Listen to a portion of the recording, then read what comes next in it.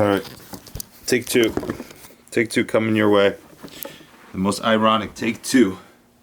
The title of this video is How to Become a Successful YouTuber, Tips and all that. And I recorded a video and I thought it was recording and it wasn't recording. It actually messed up. It's actually did press record, but the card actually was full. So I guess I'm going to add another tip. Make sure your cards are not full. Make sure you have enough space. Make sure your batteries are full. I think actually this battery is like a 15%, but it should be enough to record the video that I want to record. So let's get into this video. I don't consider myself an amazing YouTuber. A lot of people obviously, everyone always hates on YouTubers, especially the bigger they get, the more hatred they get. You guys may not see it as fans sometimes. You may only see the positive stuff, but as YouTubers, there's always a ton of hate, regardless of whether that YouTuber is really liked. There's always going to be hate because it just comes with the job. So I wanted to talk about, YouTube has become one of these platforms that a lot of people have made careers off of, have made businesses off of, have made jobs, part-time jobs off of.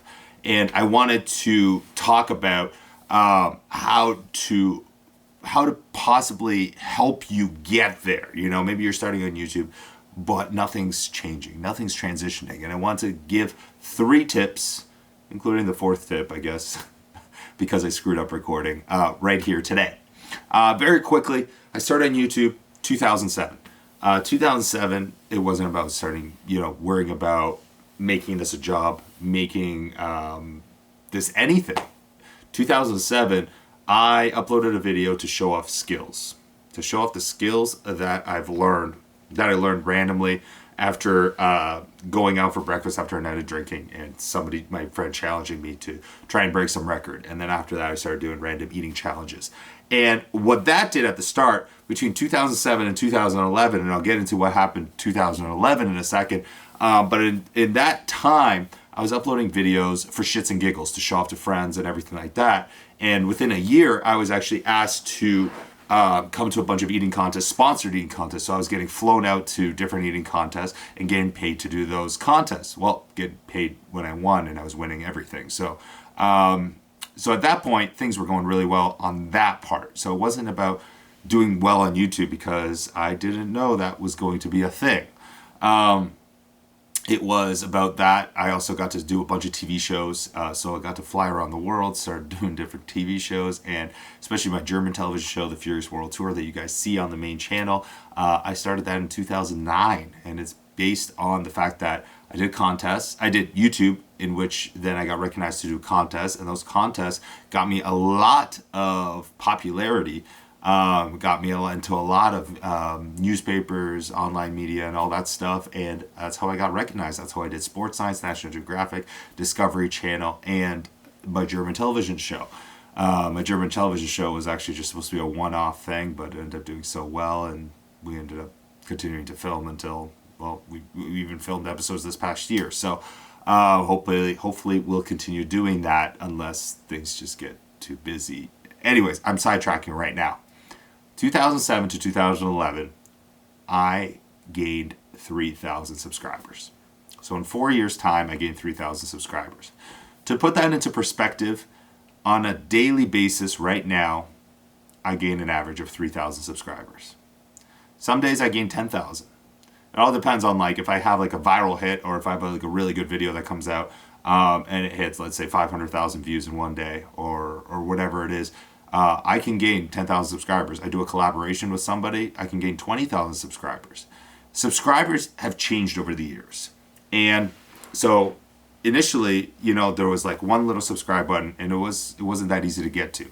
Nowadays, the subscribe button is super easy to get to, very easy to get to. More people are educated on the fact of what subscriptions mean, and there's more people on YouTube, so therefore there's more people subscribing. There's a lot of easier ways to subscribe, like annotations. There's those cards, everything. It has actually become, apparently YouTube has stated something like that, it's become 8 times easier to subscribe. So people are subscribing at an 8 times faster rate. So you see some people are gaining 30,000, 50,000 subscribers a day. And that is insane if you think about it.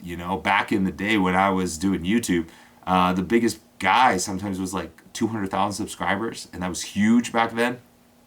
And, if you gained 1,000 subscribers in a day, that was just unheard of. I remember back in 2012, I had a viral video, and it was on the front page of YouTube for a week straight, my before and after in 5 hours.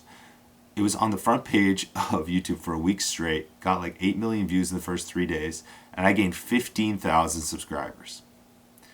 If that happened today, and I was on the front page trending, I would have gained close to 1 million subscribers, guaranteed.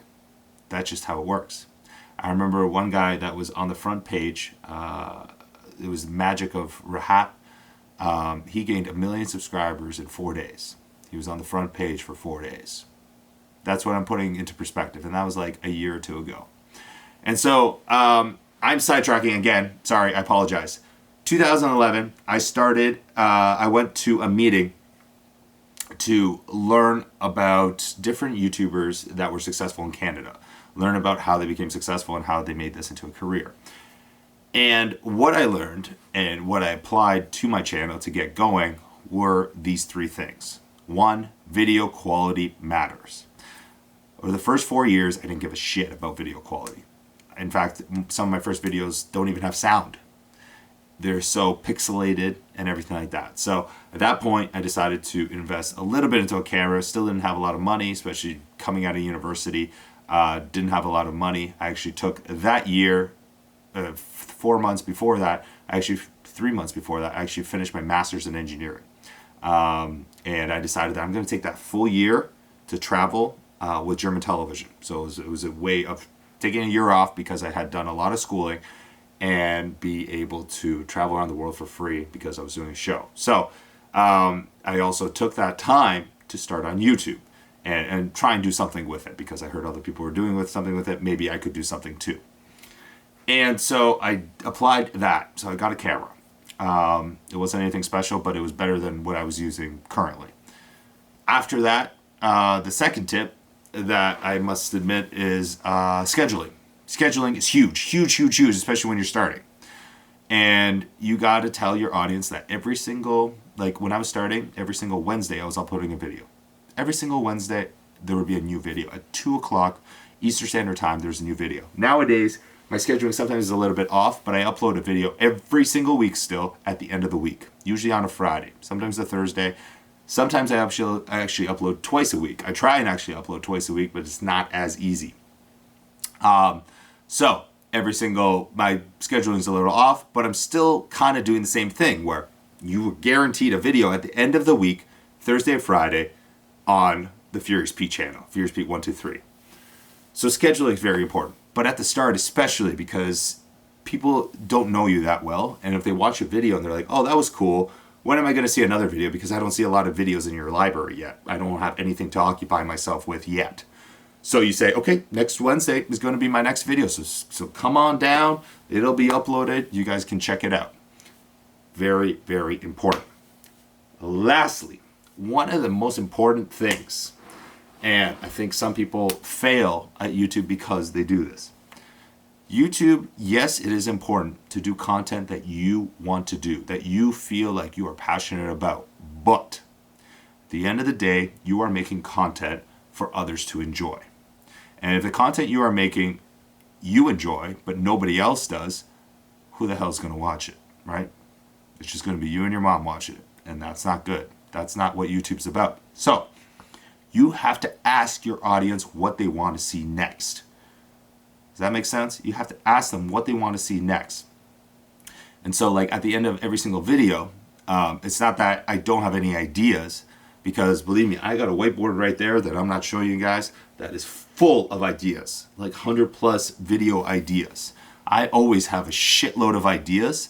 It's all about just executing them.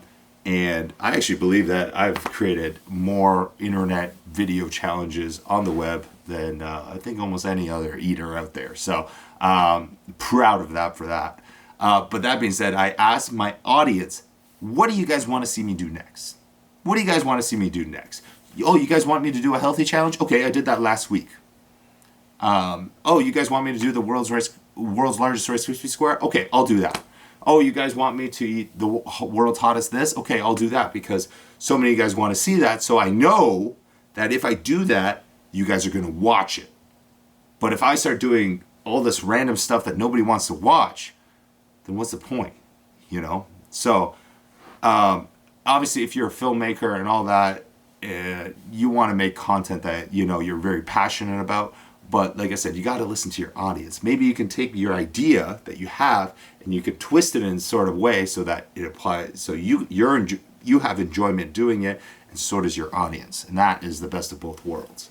And of course, make sure that your batteries are charged, your memory cards are not full. I think that is going to be one thing that is going to be very, very beneficial. But that is it. I've been asked, you know, a lot of people always ask, hey, how do you do it? You know, I'm just starting a channel. I don't know what I'm doing. Focus on that. You know, there's always going to be the metadata, the meta tags, the SEO and all that. Look through that as well. You can use Google to find out about that. But those 3 tips are 3 tips that I think can make you a very successful YouTuber. Just stick to it and you can become good. You can become good. I feel like you could. So good luck to everybody.